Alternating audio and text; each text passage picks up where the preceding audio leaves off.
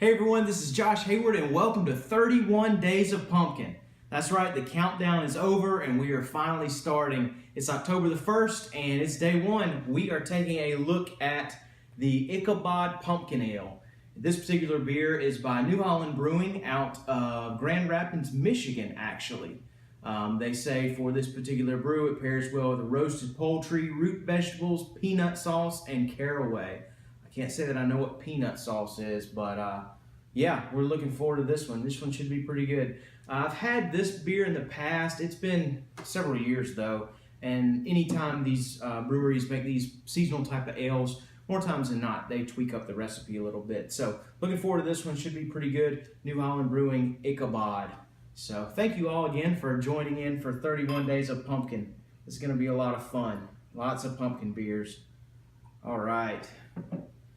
Okay, so for this particular beer, we have a hazy golden orangish type color. Very, very hazy. Some of that will come from the pumpkin. Pumpkin being the type of vegetable that it is, tends to have lots of that haze in it. I've brewed with it on multiple occasions, and it takes a lot to really clear those beers out. Kind of naturally hazy. Sweet potatoes, those types of families all have that same type of haze. But yeah, kind of an orangish goldish color, kind of dark and muddy looking in a way. Little bit of a creamy head on top there, but yeah, just very, very hazy. You can't see through that at all. This is a different type of haze though. You can tell that it comes from the fruit, the vegetable, the pumpkin that's actually used. So yeah, pretty straightforward as far as the look of it goes. Let's see what we've got on the nose. Smells like fall.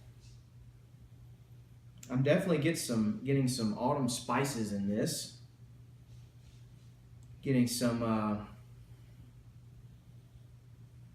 nutmeg for sure. Maybe a little bit of cinnamon. Allspice is an easy guess, so to speak. Allspice is used in a lot of these different types of ales. I'm also getting a sweetness in here. It's almost like a cranberry in a way. It's kind of a fruity type sweetness. Yeah, but definitely some sweetness in there. Maybe from some brown sugar, brown sugar, or possibly I've seen them throw other types of fruits in here. It could be a cranberry. It could be another type of berry. Not really much pumpkin. Again, as far as pumpkin goes, you're not going to smell a whole lot of it. You're going to get those pumpkin pie spices. That's what people associate with pumpkin. The candles, the different types of drinks, the different types of things that you see, flavored cereals and foods and things like that, they're using pumpkin spice. More times than not, they're not even using pumpkin. But yeah, just lots of autumn spices in there.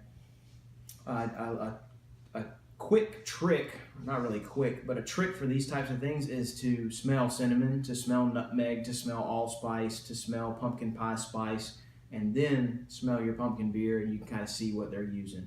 But definitely using some spices in there, a little bit of sweetness. We'll see what we've got. Cheers. Cheers to Ichabod and the New Holland out of Grand Rapids. Cheers.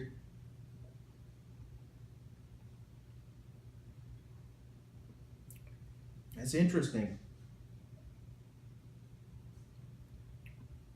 Definitely getting that spiciness in there. Getting a little more dryness there towards the end too. So it's a lighter type beer. Even though it's kind of cloudy and hazy, it's kind of on the lighter side, I would say. It is, I'm getting those pumpkin flavors there towards the end, almost like a roasted pumpkin pie or roasted sweet potato pie. Definitely getting a little bit of cinnamon there. Definitely some of that nutmeg, some of that pumpkin pie spice again. There is maybe some brown sugar in there too. But again, lots and lots of fall spices there. There is a slight element of sweetness in here. Again, I'm having a tough time kind of pinpointing it. When I smelled it initially, I thought cranberry. Maybe that's just because of Thanksgiving, where you're so used to having pumpkin pie at Thanksgiving, and you've always got cranberry sauce there too. So maybe that's why my mind just went to the cranberries. But there's definitely some sweetness in there too. But yeah, pretty straightforward pumpkin beer.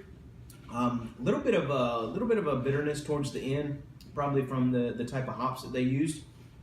Not very malty.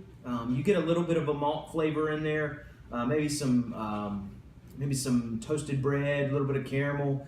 The other thing, you're getting lots and lots of that spice, those fall spice flavors: the nutmeg, the allspice, the cinnamon, pumpkin pie spice. Those tend to be more predominant in this particular beer, and that's going to be the case for a lot of these pumpkin beers. Not a ton of pumpkin flavor there besides the spices. A little bit of a pumpkin flavor towards the end. Like after you've swallowed the beer, you can kind of taste it on the backside of your palate. It's kind of interesting there. It's a neat aspect of the beer, I think, that the flavors kind of continue to stay with you, which is nice.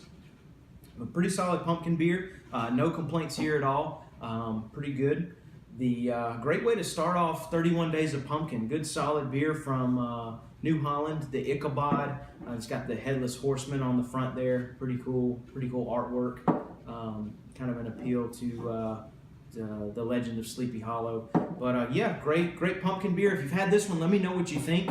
If you haven't, it's worth a try, I think. It's not my favorite type of beer, but there's no complaints whatsoever. Just kind of looking at the back of the label, this is the first time I've read it. Combines malted barley, real pumpkin, cinnamon, nutmeg, and delicious inviting brew. I think so as well. Very inviting brew. Cheers, you guys. Thank you so much for following along. Looking forward to seeing you tomorrow for day 2. Take care.